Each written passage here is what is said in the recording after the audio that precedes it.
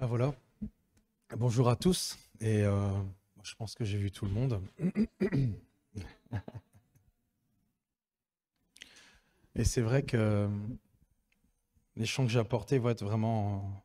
Je cherche toujours des chants qui sont inspirés, bien sûr, et comme je dis, il y a des fois les textes, je survole, et là c'est vrai il y a un paragraphe dans le dernier chant qu'on a fait, dont je veux crier à toi, qui va être en rapport avec ce message. Et c'est ça qui est extraordinaire, comme je dis, quand je survole, je vois pas tout le temps tous les paragraphes. Et ça, ce que ça dit vraiment dans le paragraphe dans lequel ça va nous concerner aujourd'hui, c'est je voudrais retrouver cet amour et ce feu, encore une fois brûlé, être fou amoureux. Et c'est de cela qui va être question, parce que c'est vrai que dans l'Église, on parle souvent d'amour. Et c'est vrai que le monde lui-même parle souvent d'amour, et il est à la poursuite de l'amour. Et on va voir, même si nous le savons, c'est toujours bien de redémarrer du début et de savoir pourquoi ce monde est tant en recherche d'amour. Et comment justement l'humanité peut-elle connaître cette notion, je dirais, d'amour qui est limitée. On va parler beaucoup de cet amour limité. Je vais dire beaucoup, pas 4 ou 5 fois le mot limité. Et je vais commencer avec vous par un simple verset, et dans la Bible Semeur, qui est dans 1 Jean 4, 19.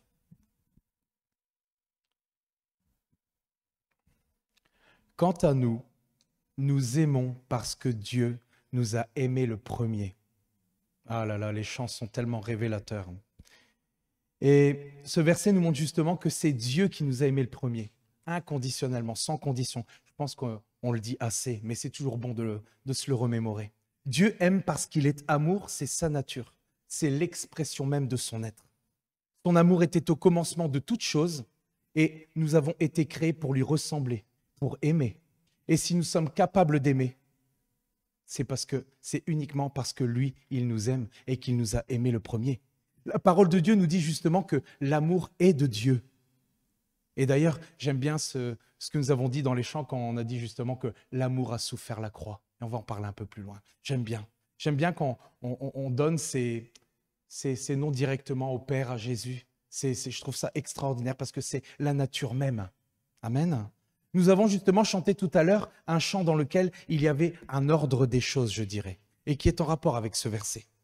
À un moment donné, dans ce chant, il disait, bien avant que tu me formes de la poussière, tu rêvais du jour où tu pourrais m'aimer. Il y a un ordre. Et ensuite, qu'est-ce qu'il est dit? Il est dit, tu rêvais du jour où je pourrais t'aimer. Et ce jour, justement, est arrivé car le Père nous a aimés en premier. Amen. Nous aimons parce que Dieu nous a aimés le premier, j'insiste. C'est l'amour qui a fait le premier pas, nous dit ce verset. Notre amour pour Dieu est simplement une réponse à son amour pour nous. Et parce qu'il nous a aimés le premier, nous avons la capacité et le pouvoir d'aimer Dieu, d'aimer nos frères et sœurs et notre prochain. Mais ça, ce sera pour un autre message. Nous allons nous centrer sur quelque chose de bien particulier aujourd'hui. Le monde, lui, justement, il ignore d'où lui vient cette capacité à aimer, même si cet amour, je dirais avec un petit A, s'essouffle avec le temps. Car l'amour, justement, humain dans ce monde échoue souvent, et je pense qu'on peut le voir tout autour de nous, avec tout ce qui se passe. L'amour humain a une fin. Ah, pas de T à la fin de A. L'amour humain a une fin, pardon. Le monde est en constante recherche justement de cet amour. Et tellement de gens dans le monde, et je regardais des témoignages, je regardais des choses qui ne sont pas... Il y a tellement de gens dans le monde qui sont brisés parce qu'ils ont cherché l'amour dans l'être humain. Ils ont cherché l'amour et ça n'a duré qu'un temps, puis ça s'est brisé, ça s'est rompu.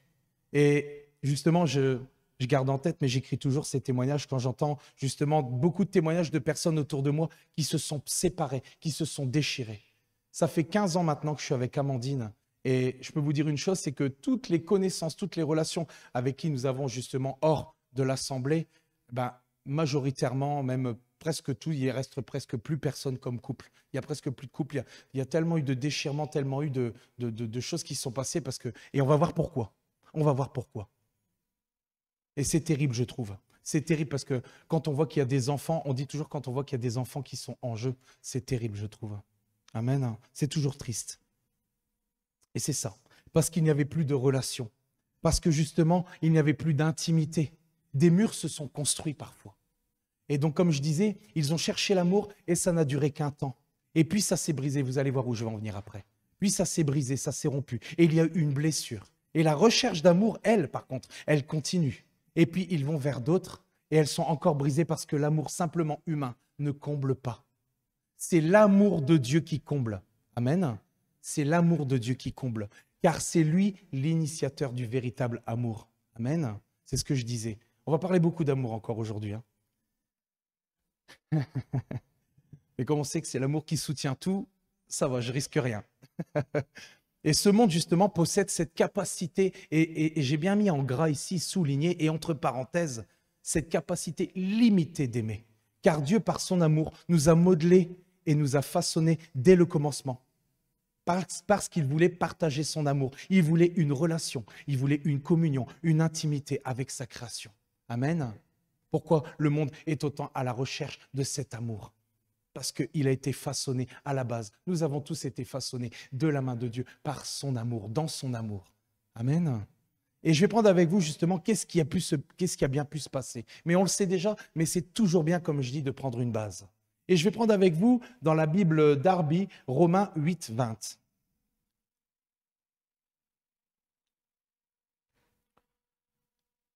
Car la création a été assujettie à la vanité, non de sa volonté, ou dans d'autres versions, non de son propre gré, mais à cause de celui qui l'a assujetti.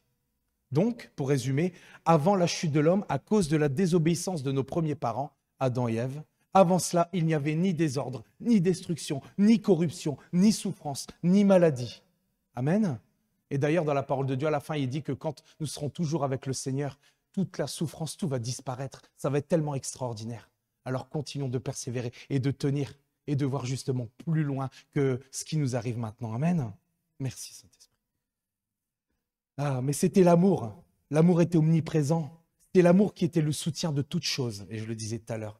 Mais on connaît quelqu'un, et je t'en parlais tout à l'heure, Rosemary, Satan a inversé le processus. Et nous pouvons en voir les différents dégâts en regardant tout autour de nous ici-bas. Et c'est ce que je disais encore tout à l'heure. Le diable, lui, voulait que l'homme soit séparé. Il voulait établir un mur entre la création et son Dieu. Et cela, bien sûr, a fonctionné. Car tous, la parole de Dieu nous dit que tous ont été privés de la gloire de Dieu. Un mur de séparation s'est érigé, s'est bâti. Et tous ont été coupés de cette relation, de cette communion, de cette intimité, de ce cœur à cœur avec le Père. Mais, il n'y a pas ce qu'il y a un mais, le Père avait un plan. Et l'amour qui était au commencement avec le Père a donné sa vie pour chacun de nous sur la croix. Amen. C'est tellement important de toujours le souligner et d'élever le nom de celui qui nous a sauvés, le nom de celui qui nous a aimés le premier. Parce qu'il était au commencement, parce que la parole de Dieu était au commencement. Et la parole était Dieu et elle a été faite chair. Amen. Donc l'amour était au commencement. Amen. Tout cela pour dire que l'humanité à la base a été créée avec cette capacité d'aimer. Mais en dehors de Dieu, c'est un amour limité et il s'estompe avec le temps. Et d'ailleurs, dans le monde, justement, lorsque la relation d'un couple, comme on dit, vous connaissez l'expression, la relation d'un couple bat de l'aile. Donc, c'est des expressions qui me viennent comme ça. On parlera souvent, à ce moment-là, de vouloir raviver la flamme. Vous savez, on dit ça dans le monde, on veut raviver la flamme et on met toutes sortes de choses en place. Bon, il y a des choses moins bonnes que d'autres. Et en fait, j'ai regardé un petit peu cette expression « raviver la flamme ». Et vous allez comprendre pourquoi je parle de cela. Raviver la flamme, c'est redonner de l'intensité, de la passion ou de l'intérêt à une relation amoureuse ou à un sentiment qui s'est affaibli avec le temps. Elle implique de retrouver l'étincelle initiale et de raviver les sentiments amoureux. Amen. Mais avec Dieu, c'est un amour illimité, qui ne s'estompe pas. C'est un amour éternel. Et le problème justement de cet amour qui s'éteint parfois ne vient jamais de lui. Et Agathe l'a dit encore tout à l'heure, il ne nous abandonne pas. Il est avec nous. Amen. Si l'amour s'éteint parfois, cela ne vient jamais de lui. Il vient de qui alors? Il vient toujours de nous. Toujours de nous. Et l'une des questions aujourd'hui sera, avons-nous besoin de raviver la flamme? Et on va aller plus loin.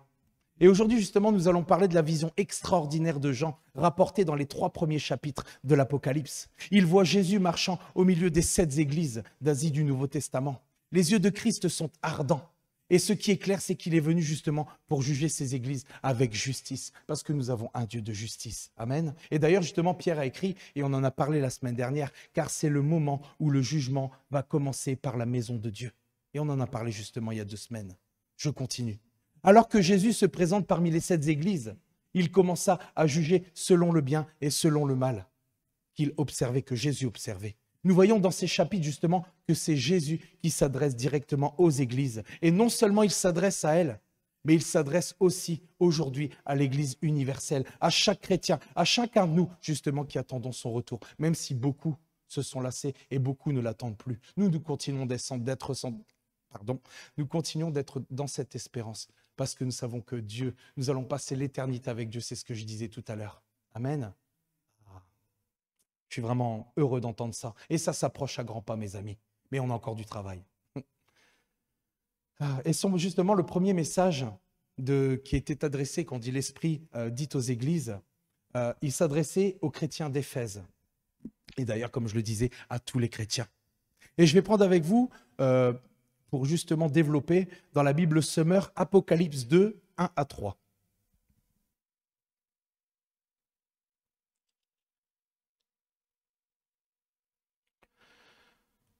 À l'ange de l'église d'Éphèse, écrit: Voici ce que dit celui qui tient les 7 étoiles dans sa main droite et qui marche au milieu des 7 chandeliers d'or. Je connais ta conduite, la peine que tu prends et ta persévérance. Je sais que tu ne peux pas supporter les méchants. Tu as mis à l'épreuve ceux qui se prétendent apôtres et qui ne le sont pas. Et tu as décelé qu'ils mentaient.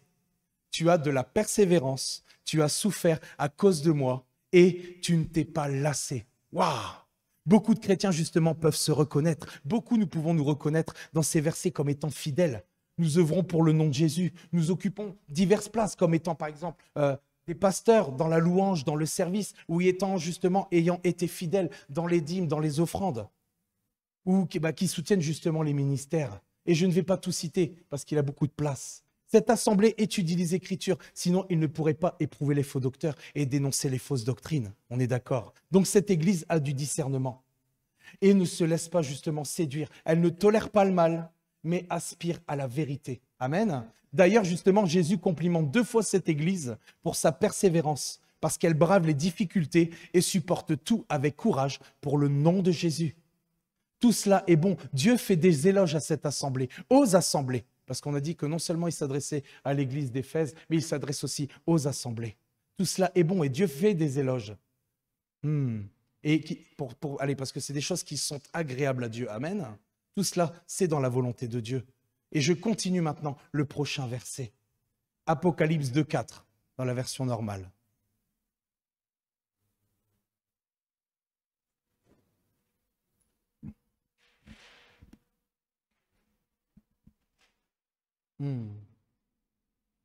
Tu as souffert. À cause de moi, tu ne t'es pas lassé, tu as de la persévérance. Mais ce que j'ai contre toi, c'est que tu as abandonné ton premier amour. Donc on voit cette église qui marchait, qui a été à certains égards agréable à Dieu. Et là, on voit qu'il y a un reproche derrière. Et on se dit, mais qu'est-ce que cela peut bien signifier malgré les éloges faits à cette assemblée, les yeux de Jésus ardents comme une flamme. C'est Apocalypse 1 qui nous parle comme ça. Repère un grave défaut et fait ce reproche, celui d'avoir abandonné son premier amour. Il ne dit pas tu as perdu ton premier amour. Et la différence justement, elle est majeure entre les deux. Car perdre justement signifie égarer volontairement, tandis que l'abandon, lui, est volontaire. Amen. Et maintenant, je vais prendre pour un petit peu clarifier le même verset, mais dans la version Summer. J'ai cependant un reproche à te faire. Tu as abandonné l'amour que tu avais au début. C'est un petit peu plus clair. La question que Jésus pourrait poser à chacun dans l'Église universelle, comme je le disais tout à l'heure, c'est: aimes-tu toujours Dieu avec passion comme au commencement? Avec le temps, est-ce que ton amour pour Dieu a-t-il été refroidi? A-t-il été, je dirais, attiédi? L'amour du tout début, ou le premier amour, c'est un amour passionnel. Et je vais justement vous raconter une histoire vraie. J'ai mis vrai entre parenthèses parce que des fois on raconte des histoires, mais là c'est une histoire vraie. La plupart du temps, elles sont vraies de toute façon. Vécue par un homme de Dieu. Et j'ai bien aimé ce témoignage-là parce que j'ai pris un peu mon témoignage aussi, mais celui-là, il était vraiment propice. Qui nous dit, lorsque j'ai rencontré celle qui allait devenir ma femme, nous habitions à 500 kilomètres l'un de l'autre. Elle vivait en Suisse et moi en région parisienne. Nous n'avions pas souvent l'occasion de nous voir. Je ne me souviens pas d'une seule journée durant laquelle nous sommes pas... Pardon. Je ne me souviens pas d'une seule journée durant laquelle nous ne nous sommes pas parlé. Nous passions des soirées entières au téléphone et ni la fatigue, ni les priorités de la vie ne pouvaient passer avant ces temps d'intimité que nous avions au téléphone. Nous nous aimions avec passion. Même lorsque nous n'avions plus rien à nous dire, nous n'arrivions pas à mettre fin à la conversation. Tant le désir d'apprendre à connaître un peu plus l'autre était grand. Nous étions passionnément amoureux. Lorsque je le pouvais, j'allais lui rendre visite en Suisse. Et être dans sa présence était la chose la plus formidable qui pouvait m'arriver. Excusez-moi. Lorsque le train arriva à la gare, mon cœur palpitait. C'est cela le premier amour. Amen. Et j'aime cette histoire parce que pour moi, elle est très parlante. Et nous pouvons facilement la transposer dans le spirituel. On va parler de la suite, mais je sais déjà que vous avez déjà votre petite idée. Et je me souviens justement, pour parler un petit peu de moi, c'était un peu moins... mais je me souviens des débuts avec ma femme. Je voulais passer tout mon temps avec elle. Je voulais apprendre à la connaître. À chaque fois que je la voyais, et c'est vrai, mon cœur palpitait dans ma poitrine. On aurait dit que ça bousculait mes côtes comme ça. Elle était ma priorité. Tout était devenu secondaire. Je ne pensais qu'à elle. Je ressentais le besoin d'être ensemble. Je ne me sentais pas complet sans elle, et c'est vrai. Je faisais des kilomètres, et c'est vrai, je faisais des kilomètres pour aller la voir, tous les jours, en partance du boulot ou directement en partance du côté de Valenciennes pour aller jusqu'au-dessus de Courtrai, enfin près de Courtrai. Je faisais des kilomètres pour aller la voir. En plus, à ce temps-là, j'avais une voiture essence qui consommait à mort. Et je ne faisais que j'avais l'impression d'être toujours à la pompe. J'avais l'impression d'être avec elle à la pompe, avec elle à la pompe. Vous voyez ce que je veux dire, hein? Mais cela me coûtait. C'est vrai que cela me coûtait. Mais ce n'était pas grave parce que je voulais être avec elle, parce que je l'aimais. Et je l'aime toujours, hein. Attention, hein. On parle vraiment de cet amour qui était là au début quand on apprend à se connaître. Et d'ailleurs, on apprend toujours à se connaître plus. Et on va parler un petit peu de ça. Et la parole de Dieu, justement, nous donne le verset, pour moi, qui est le plus parfait, décrivant justement ce premier amour. Et je vais prendre avec vous Matthieu 22, 37 à 38.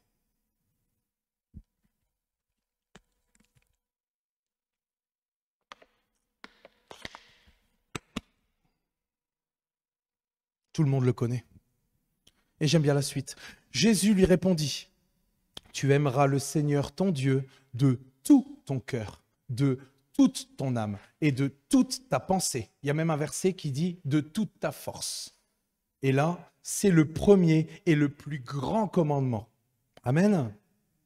Le premier amour, c'est lorsque rien ne peut passer avant Dieu. Et on l'a dit tout à l'heure justement, « Je te donne mon cœur ». Et on va en parler un petit peu plus loin. C'est désirer ardemment être dans sa présence, être prêt à faire des kilomètres pour goûter à sa présence, même pendant quelques minutes. Et je voudrais faire une petite parenthèse ici pour parler aussi justement des moments de louange comme nous avons eu tout à l'heure, que nous avons ensemble le dimanche dans la présence de Dieu. Parce que la parole de Dieu nous dit que Dieu siège au milieu des louanges de son peuple. Et je peux parler aussi des réunions de prière du lundi soir. Et croyez-moi, le fait d'avoir été malencontreusement, d'avoir été malheureusement absent, je le sens. Je le sens pour toute ma semaine.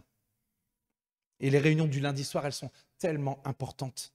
Et là, il y a un verset qui nous dit aussi, « Car là où deux ou trois s'assemblent en mon nom, je suis au milieu d'eux, je siège au milieu d'eux. » Il est tellement important de ne pas négliger ces temps de réunion. Amen. Et d'ailleurs, justement, je regardais un petit peu, j'étudiais, et l'une des caractéristiques du cœur qui se refroidit, ou je dirais qui s'attiédit, c'est qu'il ne va à l'église que lorsque cela lui convient. Et dans la version Summer, d'ailleurs, c'est pas moi qui le dis, c'est Hébreux 10. Il nous est dit, ne prenons pas comme certains l'habitude de délaisser nos réunions. Amen. Et je dirais même, surtout mais surtout depuis le temps du Covid. Le cœur qui se refroidit ne ressent pas, justement, ne voit pas l'importance de ces rassemblements. Amen. De cette communion fraternelle. Et je continue. Le premier amour, justement, est un amour qui coûte. Vous avez bien vu avec ma voiture, avec l'essence, hein, mais on parle d'un autre coup, là. Est un amour qui coûte. Et cela peut être aussi, c'est des exemples que je donne.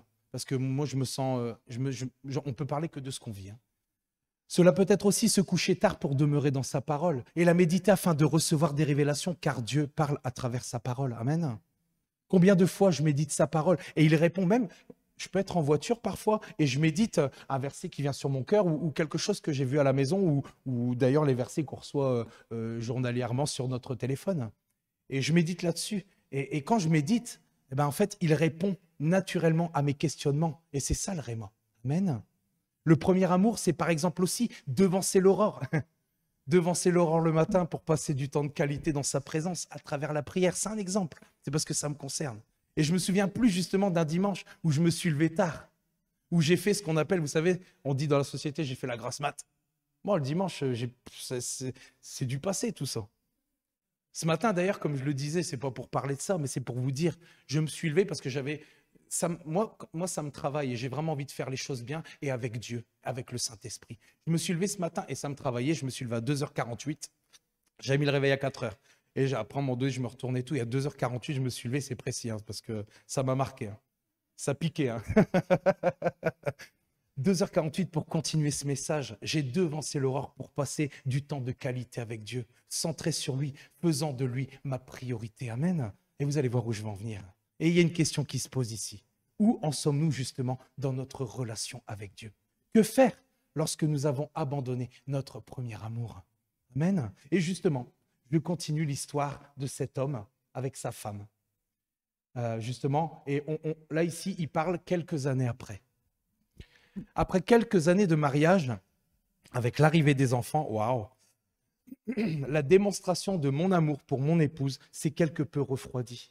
Alors que je rentrais du travail un soir et que mon attention était dirigée vers mon fils, mon épouse m'a ouvert son cœur et m'a dit à quel point cela lui faisait de la peine de voir que je ne lui démontrais plus mon amour comme au premier jour. Cette prise de conscience m'a fait entrer en moi-même et j'ai dû me repentir, c'est-à-dire changer d'attitude et prendre la décision et c'est pour ça que je disais ça tout à l'heure, c'est parce que ça revenait ici, et prendre la décision de raviver la flamme de mon premier amour. Amen. Avec le temps, justement, parfois, cet amour se refroidit. La nouveauté est remplacée par l'habitude. L'extraordinaire devient ordinaire. Et l'enthousiasme, le zèle peut, lui, disparaître, s'atténuer. Nous pouvons oublier, nous pouvons négliger d'entretenir la relation, notre relation avec notre mari, avec notre épouse. Et ne plus prendre justement le temps de contempler, et j'aime bien ça, ne plus prendre le temps de contempler la personne que nous avons épousée.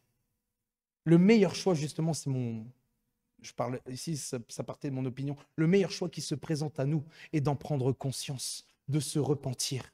Reconsidérer justement notre priorité, car nous pouvons choisir, et c'est ça, nous pouvons choisir vers qui diriger notre amour et notre temps. Amen. Nous devons faire attention et y veiller. Et je vais prendre justement la suite de Apocalypse 2.5, mais la version Summer.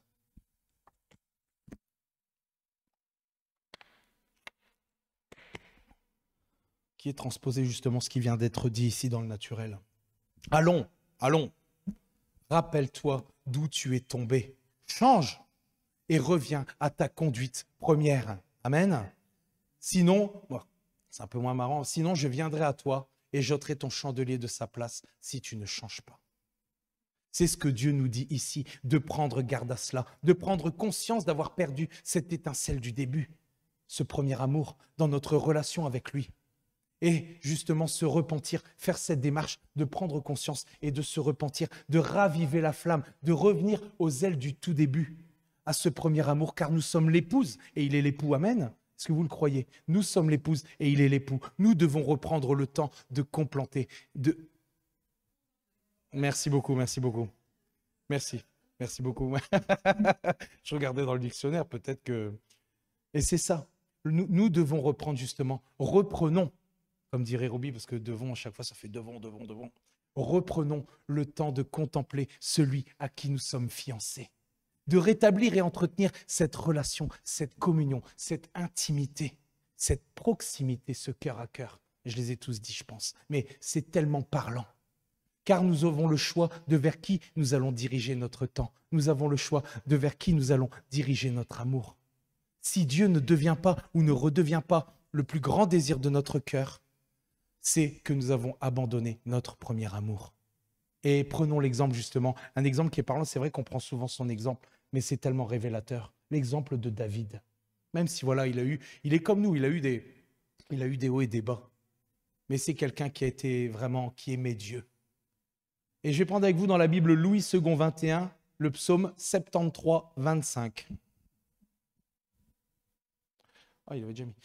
Qui d'autre ai-je au ciel et sur la terre? Je ne prends plaisir qu'en toi. Quel amour! Ses paroles sont fortes, ses paroles sont profondes. L'amour qu'il avait dans son cœur était exclusif. Il était exclusivement pour le Seigneur. Exclusif justement, c'est sans partage. Il était attaché aux choses d'en haut. Amen. C'est ce qui nous est dit ici. David a écrit également, et justement, et nous l'avons aussi chanté, et c'est bien parce qu'on peut donner le sens de ce que nous avons aussi chanté. Comme quoi, je vous dis, c'est vraiment extraordinaire comment tout est conduit. Et nous l'avons aussi chanté tout à l'heure pour le deuxième verset. Il y a d'abord le premier qui est dans la Darby, dans le psaume 63. Dieu, tu es mon Dieu. Je te recherche au point du jour, ou plus communément dès le matin. Mon âme a soif de toi. Ma chair languit après toi dans une terre aride et altérée, sans eau. Et dans le deuxième verset, c'est dans la Bible Semeur, dans le psaume 42, 2 à 3. Comme un cerf qui soupire après l'eau des ruisseaux, de même je soupire après toi, ô mon Dieu. J'ai soif de Dieu, du Dieu vivant. Quand pourrais-je venir et me présenter devant Dieu? Amen. Ce que David disait, c'est qu'il avait une soif profonde du Seigneur, comme un cerf après avoir été chassé. Parce qu'il faut savoir que justement, un cerf ira au-delà de l'épuisement pour trouver l'eau qu'il cherche. Et ce que Jésus dit aux chrétiens d'Éphèse, c'est « Vous ne me cherchez plus comme le cerf. Je ne suis plus l'objet principal de votre pensée. Je ne suis plus l'objet de vos désirs. Vous êtes peut-être disposés à faire des choses pour moi, mais je ne suis plus au centre de votre cœur. » Parfois, j'aurais pu prendre, et je vais parler de ma propre expérience. Parfois, j'aurais pu prendre du temps avec Dieu et j'étais seul. J'avais aucune excuse. J'avais aucune excuse. Et comme le chant le dit, j'étais libre de venir dans ton temple, me présenter à toi pour qu'enfin me revienne le temps de ta présence où heureux je courais vers ta maison. C'est-à-dire dans le lieu secret et prendre du temps de qualité avec mon Dieu. Mais à la place, même si je pouvais, on se donne parfois toutes sortes d'excuses. Oh, j'ai ça à faire, j'ai ça à faire.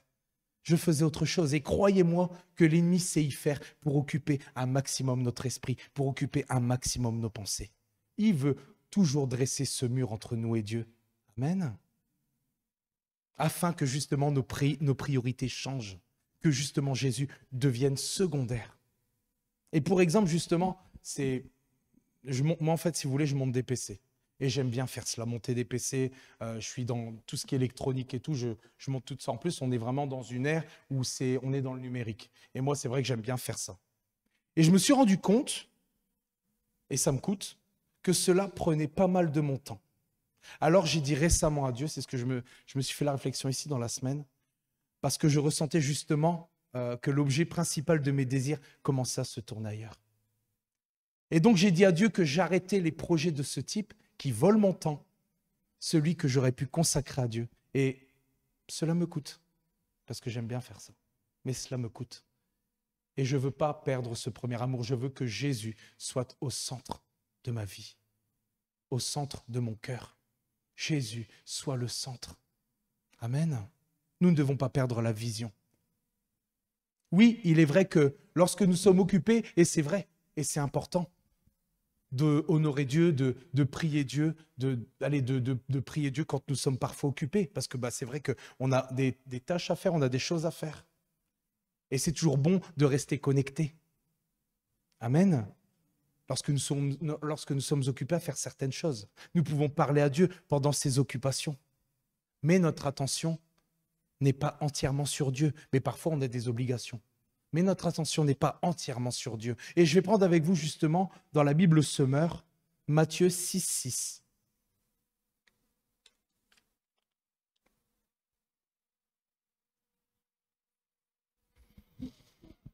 Mais toi, Mais toi, quand tu veux prier, va dans ta pièce la plus retirée. Ça ne veut pas dire d'aller... Verrouille ta porte et adresse ta prière à ton Père qui est là dans le lieu secret, et ton Père qui voit dans ce lieu secret te le rendra. Jésus, lorsqu'il était sur terre, justement, et c'est venu sur mon cœur, il était en relation constante avec le Père dans tout ce qu'il faisait. Dans tout ce que Jésus faisait, il était en relation constante avec le Père. Mais il savait passer du temps de qualité dans la présence du Père, hors de toute occupation. Il se mettait, et la parole de Dieu nous dit à plusieurs reprises qu'il se mettait à l'écart pour prendre justement du temps de qualité avec le Père. Il savait aussi, durant ses occupations, rester connecté, mais il savait aussi prendre ce temps de qualité avec le Père. Et parfois, nous aussi, nous avons besoin de nous mettre à l'écart, hors de toute occupation. Dieu apprécie le sacrifice de prière, de rechercher sa face, et il apprécie plus que tout cette relation, cette communion avec sa création. C'est pour cela que nous avons été créés, parce que Dieu voulait partager son amour avec sa création. Nous avons été créés pour un partenariat qui est merveilleux, un partenariat qui est extraordinaire, qui est excellent, qui est merveilleux. Amen. Et justement, c'est une histoire qui venait dans mon esprit, mais c'est un peu, il y a peut-être un ou deux mots qui changent. C'est un serviteur justement de Dieu qui entretenait une relation constante avec Dieu.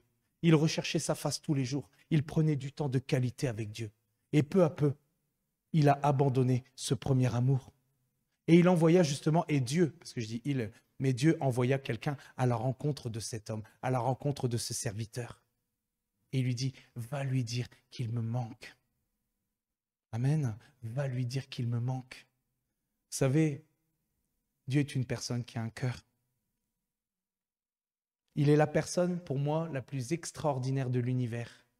Et il désire être aimé passionnément par son peuple. Amen. Et je vais reprendre justement avec vous cette partie qui est moins marrante.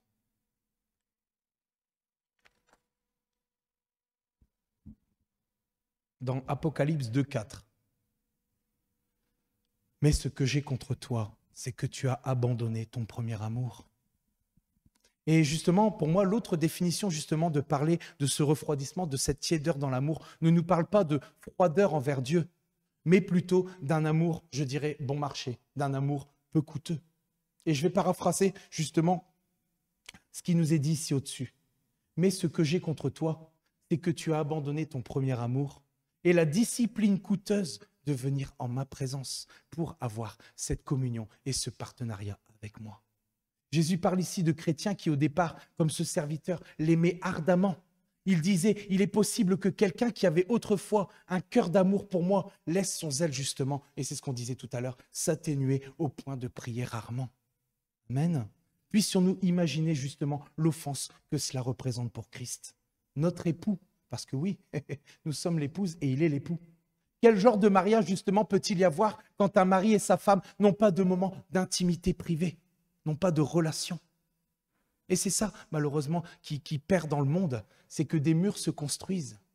Il n'y a plus de communication, il n'y a plus de relation. Et après, qu'est-ce qui se passe? Il y a séparation. Amen. Enfin, amen. Et c'est ça. Quel genre de mariage peut-il y avoir quand un mari et sa femme n'ont pas de moment d'intimité privée? C'est de cela dont il est question ici. L'époux ne désire pas les miettes. Il désire des moments avec nous, rien que pour lui. Amen. Que dirait justement Jésus s'il nous écrivait une lettre? Vous savez, comme les lettres qui s'adressent justement aux églises. Serait-il justement en mesure de louer notre amour pour lui? Ou nous demanderait-il, comme au chef de l'église d'Éphèse, « Souviens-toi donc d'où tu es tombé, repens-toi et fais les premières œuvres. » Avoir ce premier amour, être enthousiaste et zélé pour faire toutes choses à cause de lui quand nous donnons notre cœur. Et je parle de ça quand on donne son cœur à Jésus pour la première fois. C'est grand. Et on a tous connu ces débuts où on était zélé, où on voulait vraiment tout faire, tout donner. On était là et après, c'est vrai que voilà, on voulait tout donner, quoi. Mais demeurer dans sa présence, maintenir cette relation avec constance, cette communion, cette relation, ce partenariat et cet amour dans toutes les situations de la vie, pendant toute notre vie, sans abandonner et sans chercher notre profit, sans chercher notre intérêt, sans le placer au second plan. Cela mène à la vie éternelle. Amen. Et je vais prendre avec vous justement dans la Bible Semeur, Jude 1, 20 à 21. C'est chaud, hein?